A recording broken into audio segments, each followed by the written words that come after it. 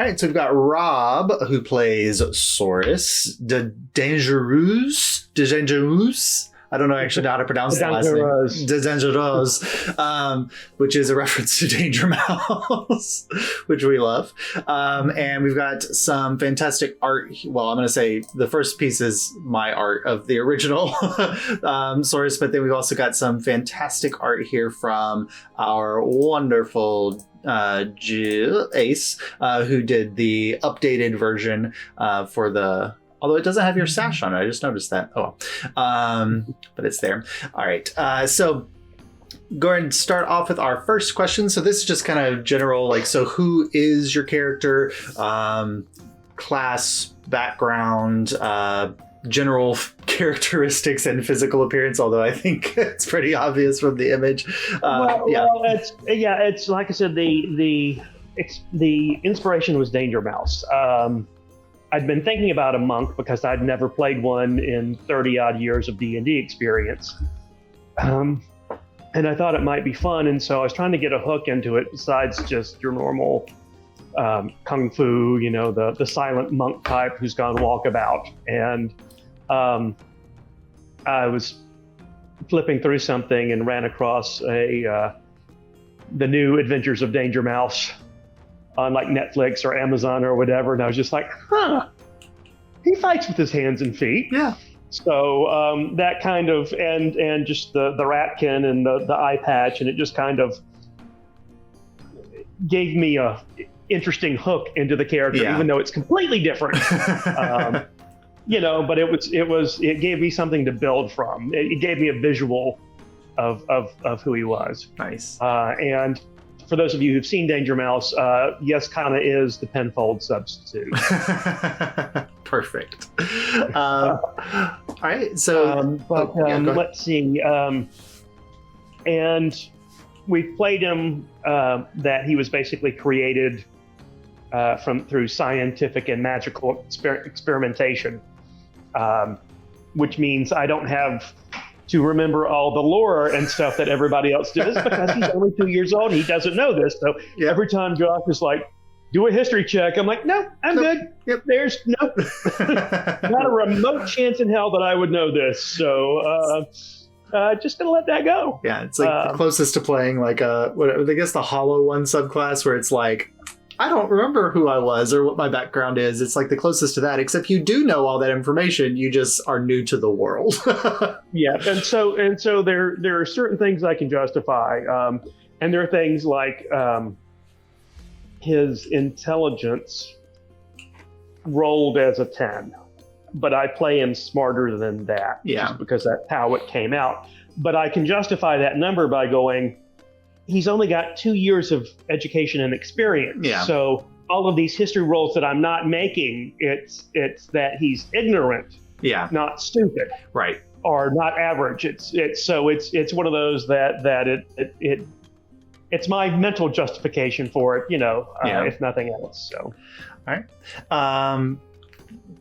I guess thinking about his backstory, so you mentioned that he's created in a lab. Are there any other major formative events from his backstory that you'd like to share? I think we've hit a lot of them in the campaign, but as a review of his existence. Yeah, well, it's escaping from a lab and being found by the monks in the rift. So it came from an area that's lower class, but free-spirited in a lot of ways. So that kind of ties into his opposition to things being caged, both physically, literally, and metaphorically, right. Which tied in with the Lady Haverly adventures, when I did something that in most campaigns would be considered pretty evil, but I thought made perfect sense and with the character and gave a nice bonding moment with Marlowe. Yeah. I always see Souriss, I mean, like, he's not quite chaotic, but I play him as a true neutral.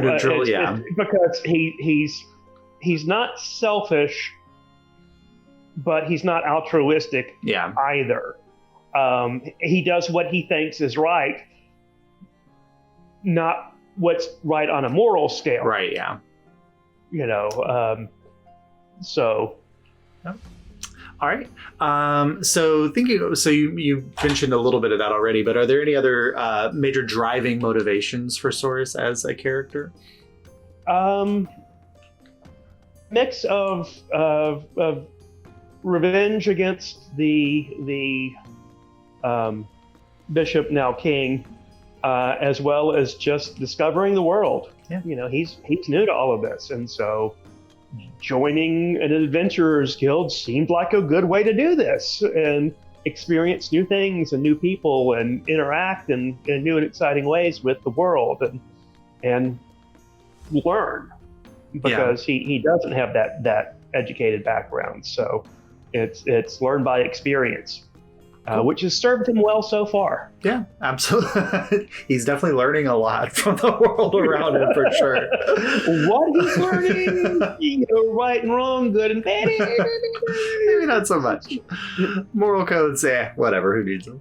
All right.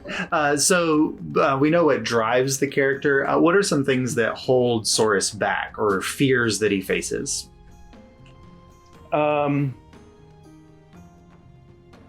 I don't know that he's got fears per se. Not saying he's fearless or doesn't care. I mean, obviously doesn't want to be caged again. Yeah. But it's a holding him back is that ignorance. Mm-hmm. Because he sometimes reacts in unpredictable ways for other people, because who in their right mind would do this? Right. Well, given the limited information I have and the limited experience I have, it makes perfect sense. Which is why I think he fits in so well with the ticket takers, because we're this bizarre mix of abnormal people from a social standpoint. Yeah. None of it. Abel's the most normal one. And but even he's an outsider in the world that you guys are traveling in. So exactly, he's out of his realm, and he was raised with a princess. He doesn't. His dad's a diplomat. His mom is a very high-ranking, very powerful woman. He doesn't have a normal background either, and so we've got all these bizarre backgrounds, and we just kind of mesh together, which is fun. Yeah, that's my favorite thing about when you guys all created your characters, how everyone was very much outsiders, and then you throw a bunch of outsiders together, and it's like, well, what kind of chaos can they wrought in the normal system? Well, funny you should ask that. You do what? Yep. All right. Okay. So you mentioned that one of Souriss's goals is clearly to seek revenge against Ahriman, the man who created him, or wizard who created him, I suppose. Are there any other major goals other than seeing the world that Souriss has? Well, now that he's discovered the other Ratkin, there's a sense of wanting to make sure they're okay, and ownership. He was the first created, so and he's freer and more experienced than they are, but he sees himself. He was like Beaker when he first came out, the limited. Yeah. He's much more vocal and verbose now than he was then, and just kind of, I'm not quite sure what to do or how to react. And the monks took him in, so he's trying to do the same thing for them to make sure they're taken care of and that they're going to be okay and stuff. And this is just another item on his list. Souriss becoming the leader of this new civilization of Ratkin. Absolutely. Yeah. All right. I'm in a bizarre way, I'm reminded of Watership Down. Oh, I love that. Yeah, that's a good reference. I always think about the rats as the rats of Nim, but Watership Down's a good touchstone for it as well. Yeah, Nim is the obvious one. Yeah. But there's in Watership Down where they go and they finally create this utopia. They finally find the place and they settle down, and then they realize, hey, we got no women. Yep. We're not at that stage yet. We're the searching for the home stage. Something bad has happened here. I can't stay. or something bad is going to happen. I have to get out before it does, Yep. and to wander through the wilderness until you find a safe place. Yeah. And so that part of the journey is what we're on now. Yeah. Where do you see the rats I guess they wouldn't be the rats of Rylus anymore because they've broken free, hopefully, from that. But where do you kind of see or envision them settling down or setting up roots? The two obvious places are either the Rift, where they could fit in and no one would look at them sideways, because they're all, once again, everybody's down here for a reason. Yeah. Mind your own damn business. Where they could fit in there, and I'm sure Vox Populi would take care of them. Understanding that they're a subjugated people that are now free, that would appeal to them. Back in Broadfield, adding more workers to the Golden Ass Tavern to free up Sora and what's his name to go out on full-time adventures. Now they'll take over running the place, and they now own the tavern. Even though it's officially Roland's, it's no longer his. Perfect. And they make themselves useful, and they work as drovers in the town, and some of them, help the local farmers and help carry stuff back and forth, and they just, and once again, it's that place of, well, they're a bit odd, but they seem like nice folk, so. They're right helpful, so we like them. Absolutely. All right. Good. So thinking about so you thought about his motivations and things like that. What are some of the most important moments for Souriss so far in the campaign, or just Souriss's favorite moments in the campaign so far? Well, among favorite moments are the ticket takers competing against the what were they, the devourers, the slaughterers. The slaughterers, where, because it seemed it's set up a microcosm, we're constantly underestimated because we are these weirdos. Yep. And there's a giant talking rat and an otterkin who acts like a child and who is the group leader. Because no one else wants it. Yeah. You have Marlowe, who's the sixth ranger against their own will, and Abel is Abel, and Jordan, don't even get me started. Yeah. We're just party hot mess. But it started out there with Kaimana turning into the giant moose to jump on the bell thing, and Souriss making the obstacle course run. It's just like, Monk. That ranger was outclassed. I was like, and I dash and I use my, and it was just kind of like I got this one, which was a fun victory, and it just that started to me. Oh, this guy can be fun. Yeah.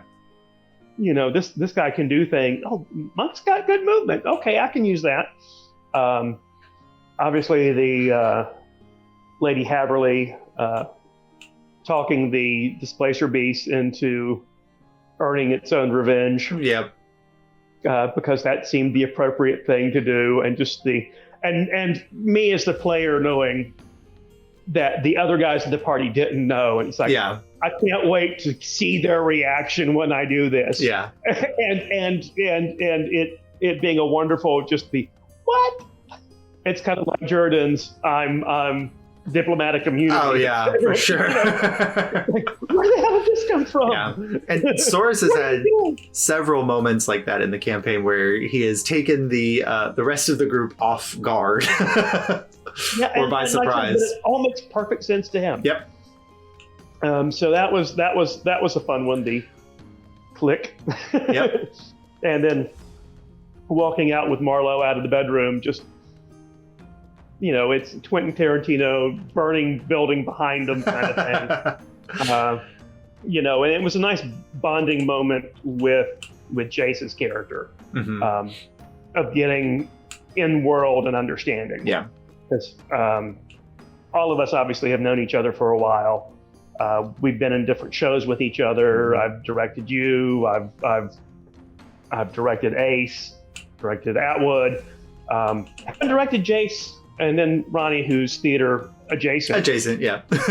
Who's actually the first one out of all of these people that I met.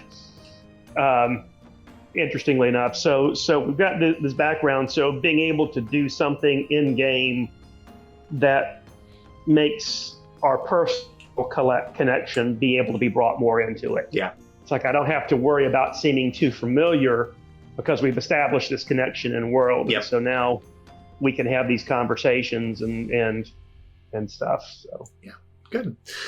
So with our thinking of the ticket takers, I'm going to give you a ticket taker and what is Souriss's opinion of said ticket taker. And we'll go through all of them, but we'll. You glitched out. Oh, sorry.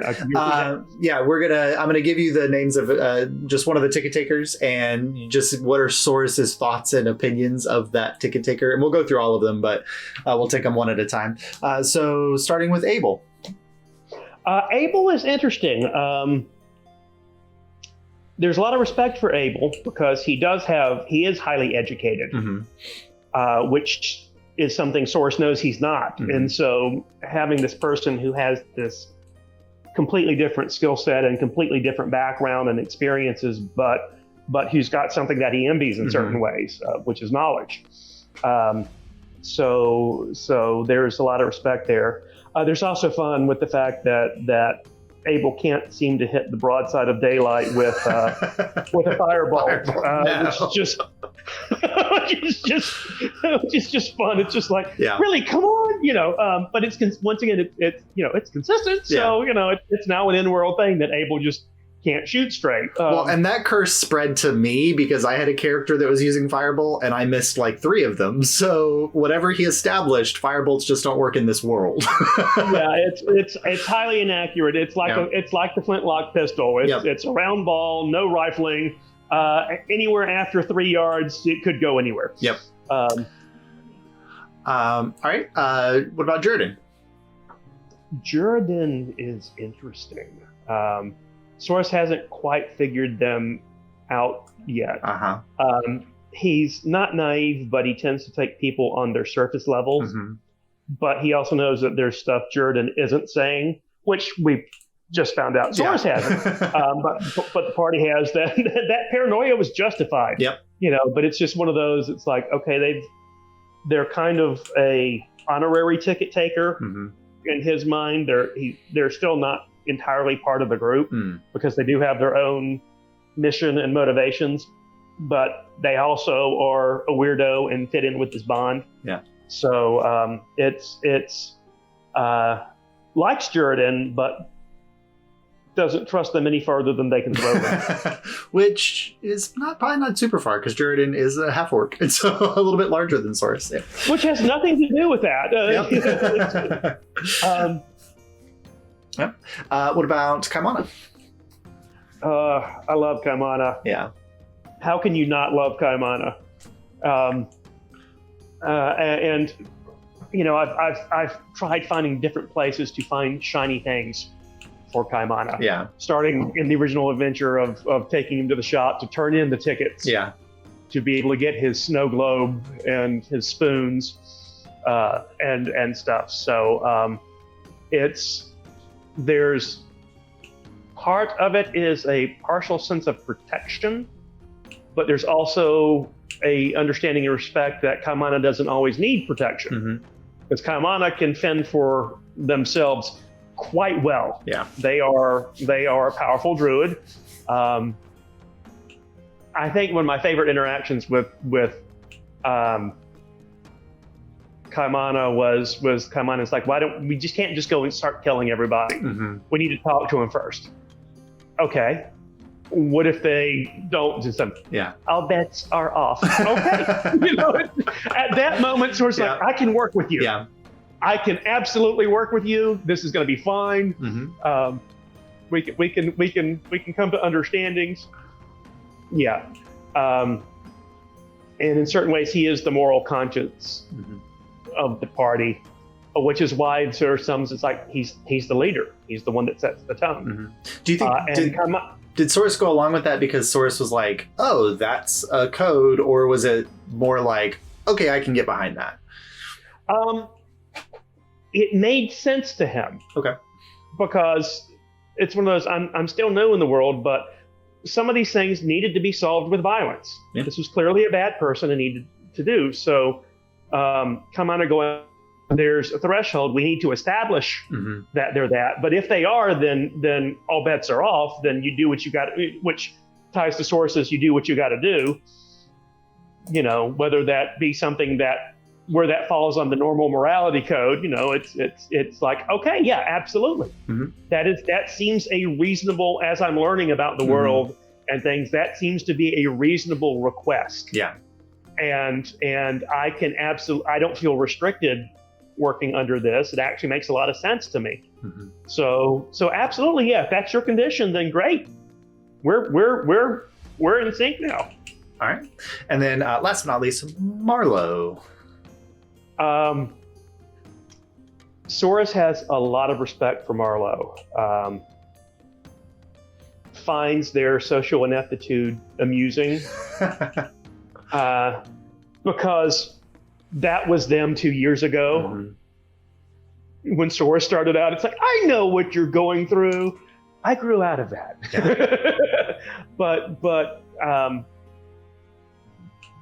But the fact that Marlowe and Souriss tend to be the ones to jump into the fray, they're the tanks, while the others are the support. You know, there's a lot of times in battle where Souriss will counter around so that they can give Marlowe flanking when it's their turn. Yeah. You know, and it's just going, we're working this as a team. You and I are going to get the crap beat out of us, but we're going to do a lot of damage and keep them off of those guys so that they can do what they need to do. And at the end, we're going to win. Yeah. And if one of us goes down or both of us goes down, they'll take care of us because we'll have whittled the enemy down enough that it's something that they can handle. Yeah. And it's two classes that aren't typically like tanky classes, but because you're working so closely together, it works really well. Yeah. You know, there's a yeoman-like workmanship of there's a job to be done, got to roll up the sleeves and get in there and do it. Nice. Which is not to say that you can't use your brains and do tactics and ambush things or do other things to give you advantage or even negotiate your way out of certain situations. But when it comes time to go to work, you go to work. Yeah. Jordan, as an outside person, called it like the mom and dad of the ticket takers. Like everyone else is so like naive children, and then like you've got Souriss and Mar like the parents, which is terrifying. Yeah, it's horrifying. But yeah, and the episode with Lady Haverly, it's like there's a trust there. Now because of not because we did something horrible, but because it's like this person deserves this, and you see that clearly. Yeah. But you also you're not also going too far. We just walked out of the room. Yeah. And I think Souriss and Mar both share that idea of like, we have to do what has to be done. And maybe the other ticket takers aren't willing to go that far all the time, but they are because they have a bigger picture of what's at stake. Yeah. And we do the dirty work so the others don't have to. Yeah. We don't need Kaimana to lose his innocence. Yeah. God knows we don't need Kaimana to lose. No, God. He has awakened now. I don't need him to lose his innocence. Yeah, I mean, he's an anchor point. Kaimana keeps the rest of the party from going too dark, and Abel to a lesser extent that same thing. They're the two. You know, if you were to ask me alignment, it's like, okay, they're good. Yeah, they are definitely good. Jordan, Marlowe, and I are in the neutral zone. Yeah. You know, we're willing to cross some lines that others aren't, and having them as a tether, not a shadow tether, but but a moral tether, you know, helps keep us where we're supposed to be. Yeah. We're supposed to be the good guys.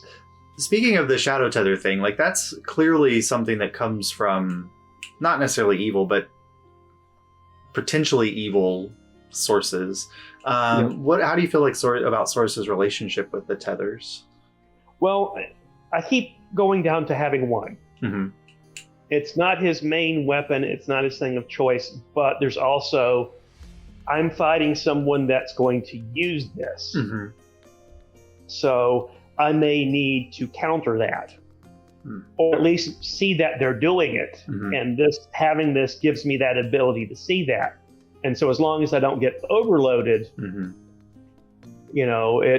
I am taking a little bit of a risk, but it's a very calculated one. Yeah. And because there's a time and a place where this is actually the best solution. Yeah. I don't want to use a nuclear bomb, but if you need a nuclear bomb, it's nice to have one. Mm-hmm. Yeah, just as a side or whatever, like I keep watching for how far Souriss goes down that path, because I've created like a whole monk subclass built around the tethers. And so like if Souriss decides to take a darker turn in that direction, like what that might look like for him. So it's really interesting to see that play out for him. Yeah, that is not his intent. His intent is, and he is aware that this is not necessarily a good thing, mm-hmm. but it's that tactical. I to take down the king, I will do whatever mm-hmm. is necessary, which may include this. Yeah, and that's something that the king or Ahriman gave you and put into you. So it's almost like using the master's tools against him. Yeah. Yeah. It's I'm going to go in with a full toolbox. Yep. Mm-hmm. Whichever tool I need. And at some point, I still want to weaponize the flaming skull and the bag of holding. It's going to happen at some point. Yeah. I'm not sure where. I'm not sure when. But at some point, I'm just waiting for Mar to be like, I don't want to go to this masquerade ball, Souriss. Do your thing. Save you from a social encounter. Yeah.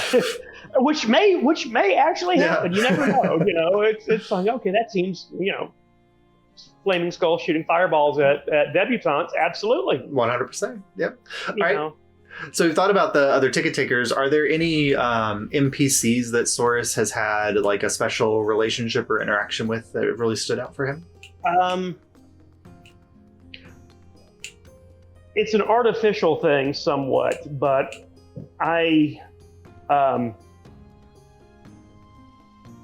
him having a little interaction with Jane, the maid from later Lady Haverly's.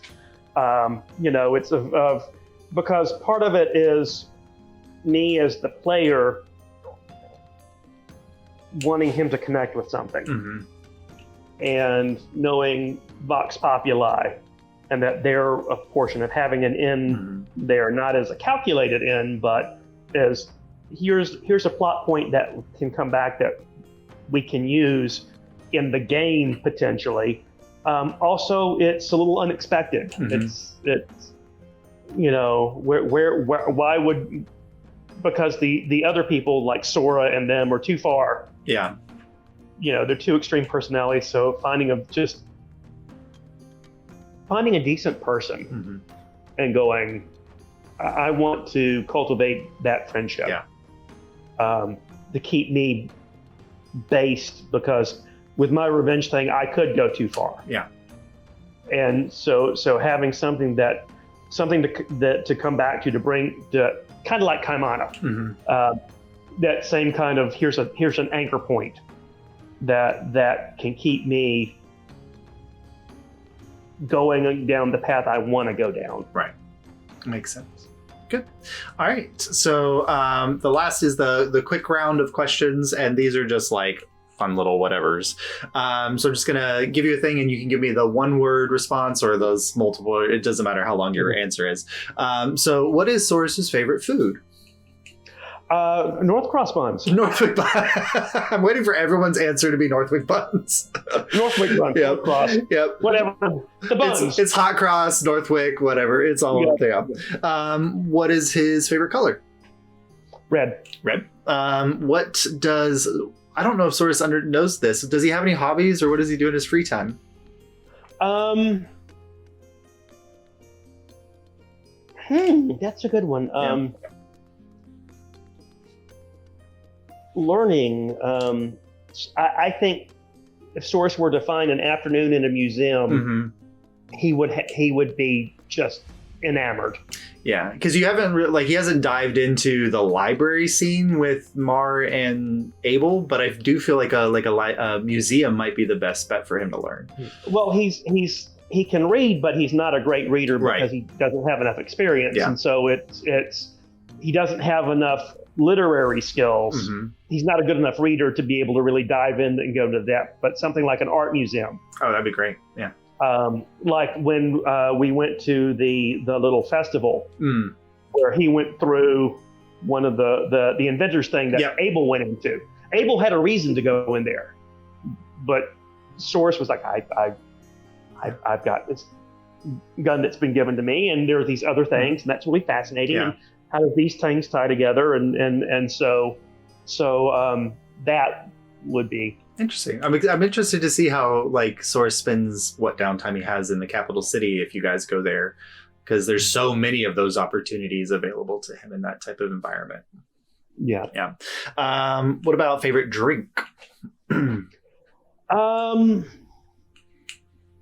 I don't think he has one. Okay. He's not a drinker, but he's not opposed to it. Mm-hmm. I think it's one of those this is a new experience. Mm-hmm. Okay, milk, this is great. This stuff is awesome. Hey, okay, there's I'm not terribly discerning. Some wine, sure, I'll try that. Yeah.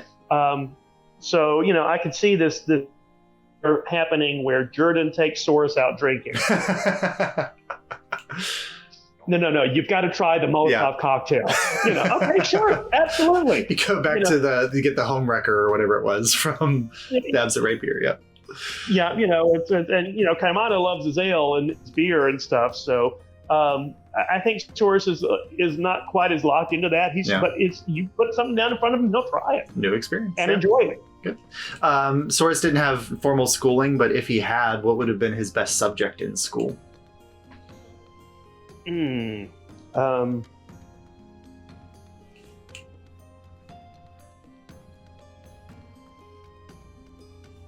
Probably social sciences. Oh, nice. Because he's had to observe people. Mm-hmm. Nice. To learn to interact with them, and he still is learning social cues, but he's aware that he's learning them. Mm-hmm. He knows he's not done. So how does this interaction happen? What's going on over here? Okay, you're saying this, but you're doing that. So why is that? So so being able to look at things and go and look at history and go, why? Yeah. Not what, or when, but why. Nice. That's cool. And the last is Souriss, a character that's open to romance in his life. Yeah. I don't think it's ever occurred to him because he's the only one of his kind. But as an overall concept, not opposed to it at all. Yeah. It's just one of those. It's how to describe this? Did you ever read Doonesbury? Yeah. Okay. Zonker Harris. Okay. Yeah. There's a thing where a woman is interested in Zonker and she's talking to one of his friends. It's just like he's just. Let me give you an example. Hey, Zonker, you want to spend the night? Sure. And then there's some line about that involves something like completely not involving sex. Yeah. And she looks at him and says, "You see, it's like dating an elf." He's just the if it were to happen, it'd be okay, sure. I'm not quite sure what's going on, but yeah, I'll give it a shot. Yeah. Well, maybe we haven't met the other rats other than Beaker yet, so maybe there's something there. All right. Well, thank you so much, Rob, for helping us understand Souriss a little bit better and introducing him for anybody new to the audience. What do you kind of see or hope to see for Souriss in the upcoming elements of the campaign?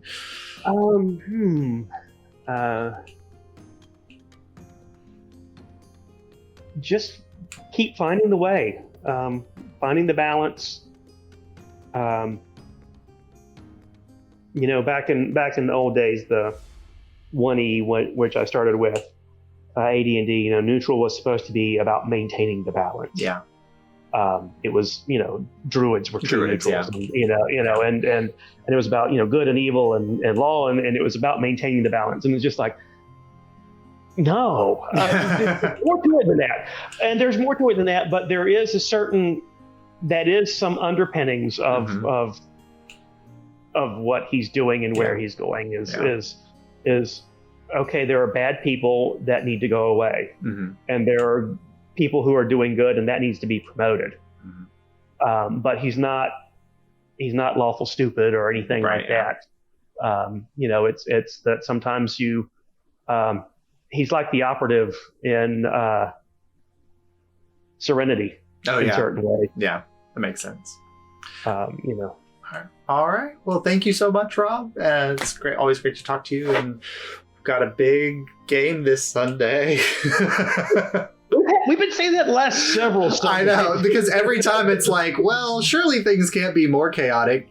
But they were. Oh, wait. They can. They're so much more chaotic. We got to stand up on the boat. Let's see where that goes. Yeah. Oh, wait. Diplomatic immunity. Oh, my God. Which I can't wait to see play out because only... Kaimana and Mar, I think, were the only two that heard that. The only was there. So when Abel and I come around the corner, it's like, what the hell's going on? Yeah. Which gets to play out multiple times, which I know from chatting with Ace, they're looking forward to. Oh yeah, they messaged me like when they woke up one morning, and they're like, "I'm having nightmares about talking to Yorian about Juridan's past." I was like, "Oh no." Well, gonna be honest, Souriss is not upset or disappointed that Yorian has gotten locked up. It solves a lot of potential problems. Yeah. And for the world as well as for the ticket takers specifically. Yeah. Feel sorry for Juridan for having to experience that loss, but couldn't have happened to a nicer guy. I love Yorian. He is so complicated. Yeah. Well, thank you. Enjoy the rest of your week, Rob, and I'll see you on Sunday. Sounds great. Thank you, Josh. See ya.